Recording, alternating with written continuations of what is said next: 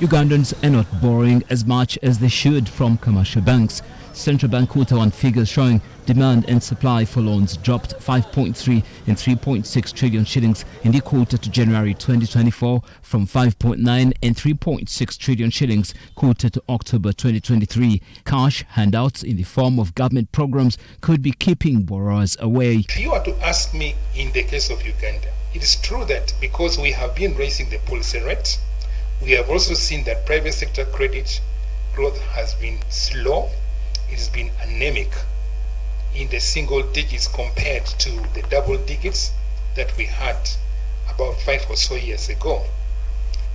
But we need to be careful when we look at those numbers, because there are many other avenues through which the private sector is now getting credit.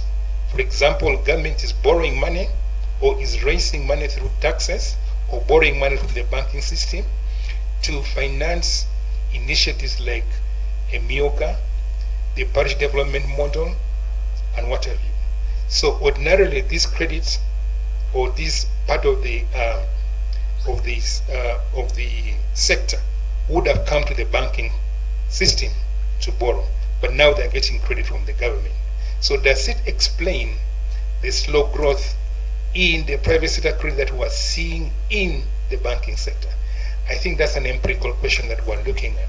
But there's a likelihood that it is affecting the demand for credit, and hence maybe the slow growth rates that we're seeing in the formal banking sector. The head of the research department at the Bank of Uganda saying businesses may have to keep paying more to help reduce the country's debt burden. So the pain to the private sector and some of the challenges we're talking about is probably within 1 or 2 years down the road. And indeed, there are substantial challenges in terms of, yes, as DG said, we are talking about 30% of the tax revenue is going to debt service. The median for low-income countries, in most of them Africa, is around 10%. So Uganda at above 30 means that we are really in the red in that angle. But again, as I said, this should be judged from the short-term perspective, knowing that the medium and long-term the situation will change. So now in the case of Uganda, we need to get the oil of the ground. We need to invest in the roads. We needed to invest in the infrastructure necessary to get the oil to the markets where they're supposed to, to get into.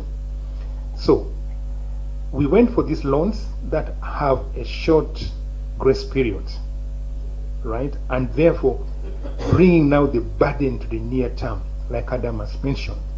But there is light at the end of the tunnel.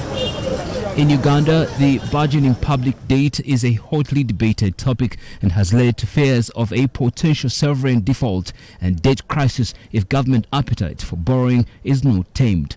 Malcolm Sime, NTV Tonight, Business.